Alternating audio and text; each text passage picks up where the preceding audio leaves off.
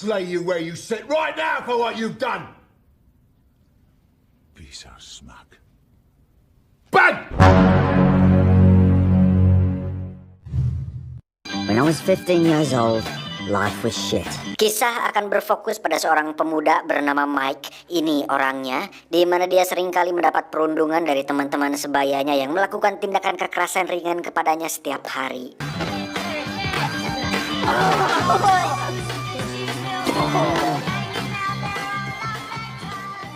Suatu hari saat dirinya dikejar, Mike pun lari ke halaman rumah orang dan tak sengaja melihat seorang pria misterius masuk ke dalam rumah tersebut, dan tak lama rumah pun meledak.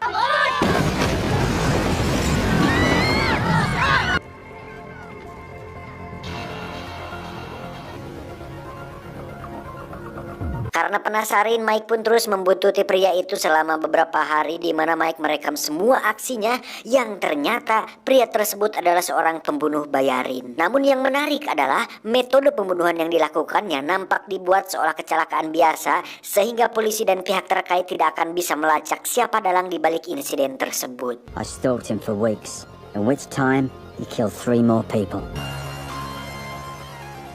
Mike pun nekat menemui pria itu di rumahnya dengan tujuan untuk memintanya mengajari cara membunuh untuk membalas dendam kepada anak-anak yang sering mengganggunya.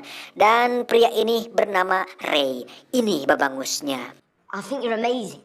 A genuine craftsman. Setelah sedikit perdebatan, Ray pun mengatakan bahwa untuk meruntuhkan sebuah kelompok atau geng, Tom harus melenyapkan pemimpinnya terlebih dahulu. Sesuai instruksi dari Ray, Mike pun bersembunyi di dalam kamar milik ketua anak pembuli, lalu mendorongnya jatuh dari atas gedung hingga insiden ini seolah seperti sebuah kecelakaan. Mike Fallon. You kill people for a living. If anyone can help me, it's got to be you. You got a set of balls on you, don't you? Have a look at this. Do you know the meaning of defenestration? The act of throwing someone out of a window. It's that one up there. Remember what I told you? Try to remember not to bottle it.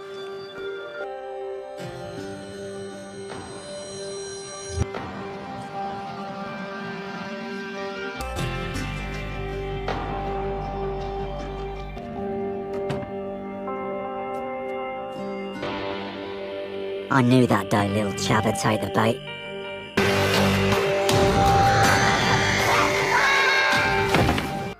I didn't really feel anything. Dirasa memiliki potensi besar, Ray pun mengajari semua yang dia tahu, dimulai dari bela diri, cara menembak, dan segala pengetahuan yang berkaitan dengan urusan bunuh-membunuh.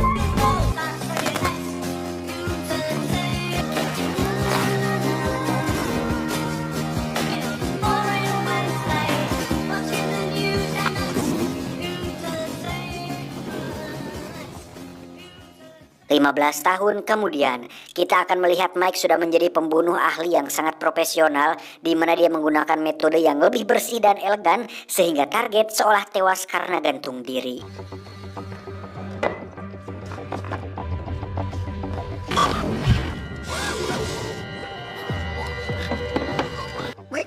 Suicide. Don't do this. It's 25 grand.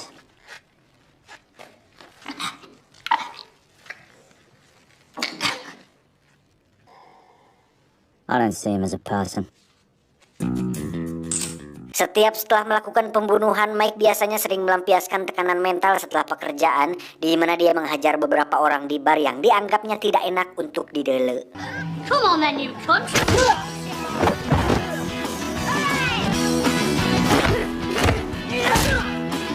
And I don't just fight people anymore.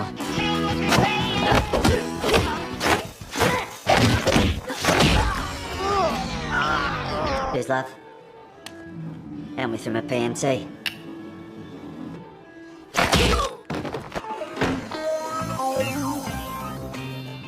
Setelah dari sana, Mike pun pergi ke markas tempat para pembunuh bayaran berkumpul, di mana tempat tersebut atau komunitas tersebut merupakan firma atau lembaga pembunuh bayaran yang didirikan langsung oleh sang guru, yakni Ray. We're in the business of taking lives, and business is booming. Ada si brutal, seorang pembunuh bayaran yang cukup emosian dan sering adat-adatan dalam pekerjaannya, di mana dia lebih sering menggunakan kapak dibandingkan pistol karena lebih murah dan tak perlu keluar biaya untuk membeli peluru. He's also a killer, but opts for the more brutal, butchering them with an axe style. Ada si racun, seorang pembunuh yang hobi menggunakan bahan kimia berbahaya dalam menjalankan pekerjaannya, di mana dia menganggap bahwa metode tersebut lebih bersih dan efektif ketimbang harus melakukannya dengan cara kekerasan dan kontak fisik. He's a filthy little runt who takes keeping himself to new heights, and yeah, you guessed it. Selanjutnya ada tentara bersaudara, di mana mereka berdua adalah mantan pasukan militer yang menggunakan metode membunuh seperti ulah para gangster atau anak-anak berandalan. Mac is British SAS, and Mick is a frogman from the other side of the pond. Selanjutnya ada Yuli, seorang samurai seksi dengan ciri khas katana untuk membunuh dan sering mendapatkan target yang sangean, sehingga hal itu semakin membuat Yuli berhasrat dalam melakukan pekerjaannya. Meet Jane the Ripper. All the lads would love to shag her. Ada Samsul, seorang pembunuh bayaran dengan metode cerdas dan sering menggunakan siasat daripada kekerasan, sehingga dia lebih banyak menggunakan peralatan elektronik dan alat-alat ciptaannya dalam melakukan pekerjaannya tersebut. Nicknamed after his scrupulous attention to detail, trying out new and inventive methods of killing people. Terakhir, ada bos mereka semua, yakni Ray, bertugas untuk menjaga dan melindungi identitas mereka dengan cara membuat beberapa aturan ketat untuk setiap anggota pembunuh bayaran. This is the landlord, our minder, the boss, Big Ray. Tak lama muncullah sang penghubung mereka dengan klien, namanya Milton. Ini bebenguknya, di mana beliau bertugas untuk memberi pekerjaan sekaligus orang yang bertanggung jawab atas uang imbalan yang diberikan oleh klien. And this is Milton, the most important cog in the machine. He meets the clients and assigns one of us depending on the style of kill required. The kill briefs are delivered to us on an unfixed negative. We never know who the client is, and they don't know who we are. Keeps everybody sleeping better at night. Everybody secretly wishes they could kill Milton. He's a little weasel. Singkat cerita, Mike pun mendapat pekerjaan lain, di mana kita akan kembali melihat betapa cerdas dan telitinya seorang Mike saat dirinya menembak ban mobil dan membuat target terjepit seolah itu hanya kecelakaan biasa. It's only about 10%.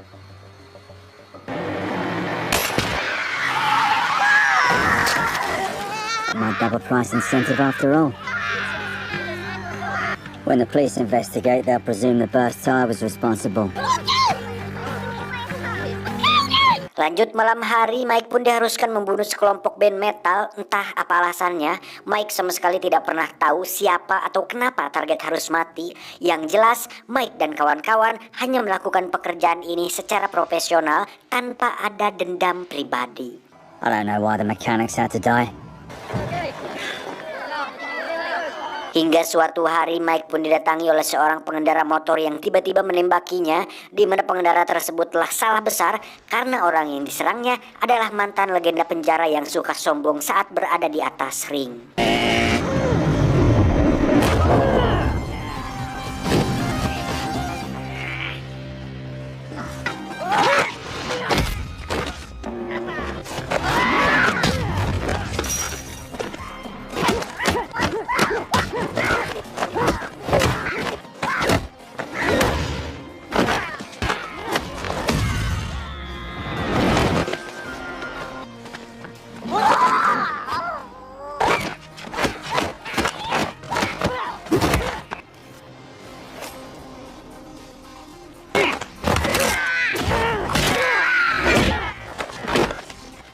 Anything. Entah siapa yang mengirimnya, Mike pun langsung menghubungi Milton untuk memintanya mencari identitas orang tersebut. I'm sorry, Mike. I'll speak to Big Ray. We'll look at Toodle Milton!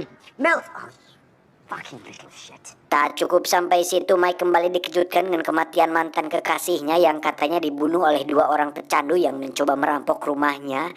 Dan saat menghadiri upacara pemakaman, Mike pun bertemu dengan sahabatnya, yakni Ichi. Ini parasnya, di mana dia mengatakan bahwa mantan kekasih Mike ternyata sedang hamil anaknya si Mike, dan itu cukup membuat Mike handeel.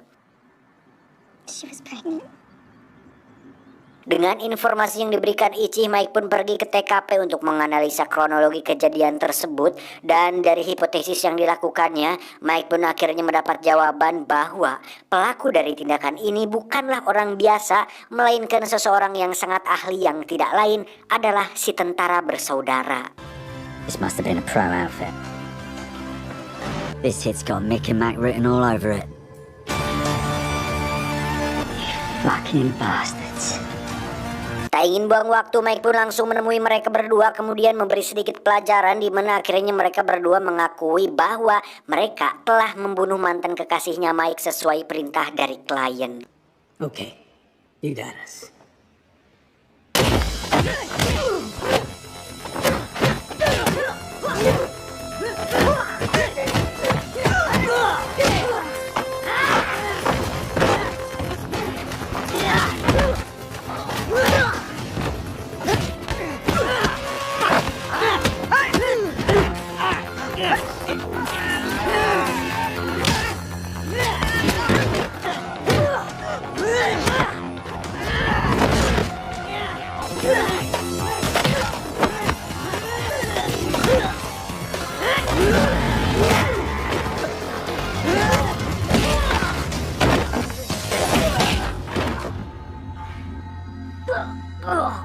Fucking at him for years. Stay the fuck away from me. Both of you. Merasa tak terima, Mike pun menemui Ray untuk mengadukan hal ini. Tapi apalah daya, Ray pun tak bisa berbuat apa-apa karena sekali lagi mereka hanya menjalankan tugas sesuai permintaan klien dan tak ada dendam pribadi dalam hal ini. Mick and Mac had a job to do and they fucking did it. Are we cool? Yeah, we're cool. Belum puas dengan hal itu, Mike pun pergi menemui Ichi untuk mencari informasi tentang siapa saja orang yang mungkin tidak suka atau pernah disakiti oleh sang mantan. Tapi tiba-tiba, iya, muncullah si brutal yang langsung hubak-habik dengan kapaknya, di mana mereka berdua terlibat perkelahian yang membuat si brutal tewas oleh kapaknya sendiri.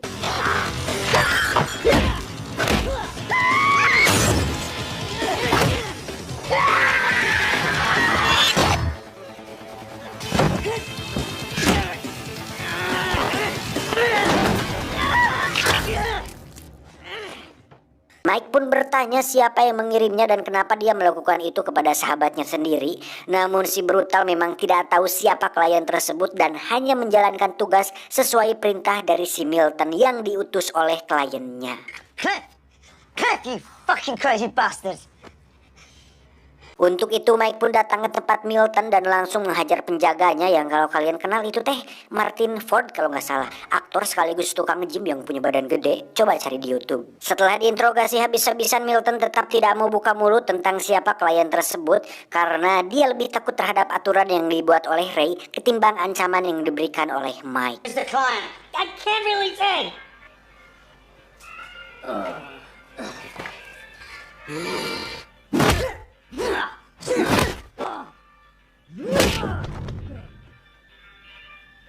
Karena telah melanggar aturan komunitas, Ray pun terpaksa memerintahkan semua anggota komunitas untuk membunuh Mike. Karena walaupun dia sebenarnya berat melakukan hal itu, aturan tetap harus dijalankan sebagai sebuah kewajiban untuk kelangsungan komunitas ini. It's Fallon. Go fucking kill him. End of brief. Kembali ke Mike yang sedang bersama Ichi, di mana Ichi akhirnya menemukan sedikit petunjuk tentang orang yang mungkin ada hubungannya dengan kematian sang mantan.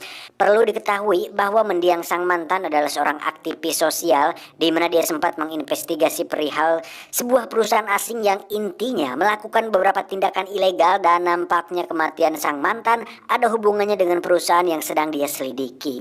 It's all here. You're gonna find out who killed Beth, right? Oh yeah. Go with yourself, Charlie. Dengan beberapa catatan dan akun email yang diberikan Ichi, Mike pun langsung menemui salah satu akuntan perusahaan tersebut untuk memaksanya buka mulut tentang keterkaitannya dengan kematian sang mantan. Who organised the hits?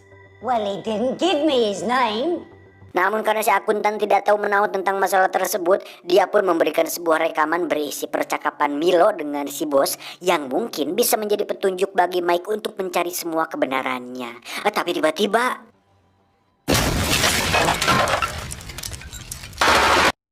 iya, muncullah si tentara bersaudara di mana mereka bermaksud untuk membunuh Mike sesuai perintah dari Ray, di mana Mike berhasil menghindari tembakan mereka dan terlibat duel sengit dengan salah satu musuh bebuyutannya waktu di penjara, yakni Iceman sang petinju.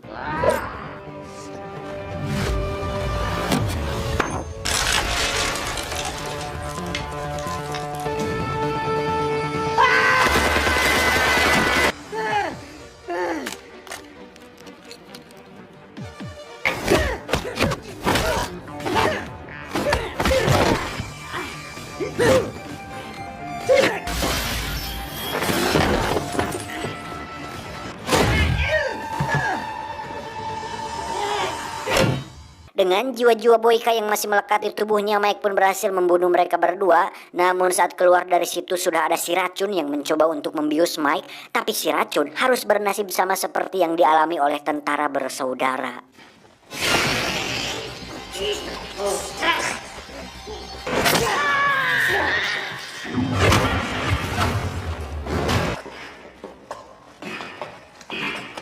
Namun saat akan pergi muncullah Samsul dengan membawa sebuah tas berisi perlengkapan membunuh, di mana Mike langsung melumpuhkannya dan mengambil bungkus plester yang bertuliskan nama asli dari aktor yang memerankan si Mike ini, yaitu Scott Adkins.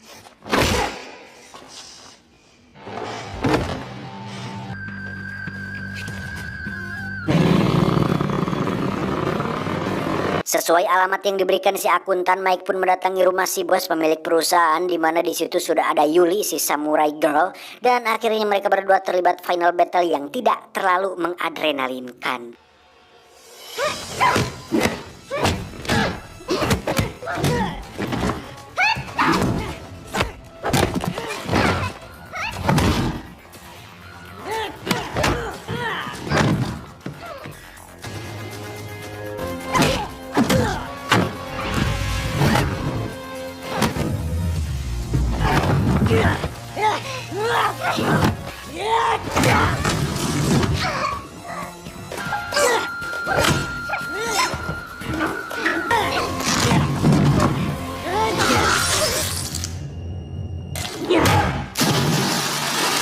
Untuk si bos perusahaan, Mike pun menebas lehernya yang kalau ditampilkan pasti akan sangat dolar kuning.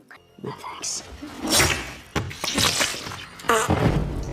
Setelah dari tempat itu, Mike pun pergi ke markas untuk menemui Ray dan menyerahkan rekamannya, di mana Ray menghajar si Milton karena telah melanggar aturan komunitas ini.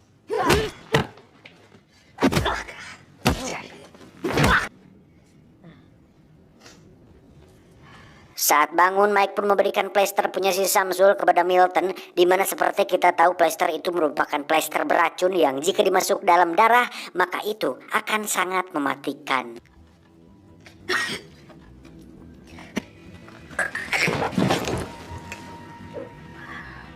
Meskipun anggota komunitas ini sudah habis, Ray tetap tidak bisa membunuh Mike karena dalam hati kecilnya Ray masih sangat peduli kepada si Mike ini, dan persetan dengan aturan, Ray pun membiarkan Mike pergi dan menyuruhnya untuk jangan menampakkan diri lagi di hadapan bebenguknya.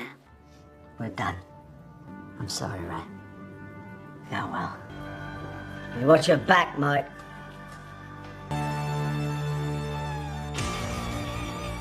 Setelah semua yang terjadi, kini Mike bisa hidup bebas seperti orang normal dan masuk penjara untuk meniti karir sebagai petarung paling lengkap di dunia, yakni Yuri Boyka. Tamat ending yang cukup membagongkan.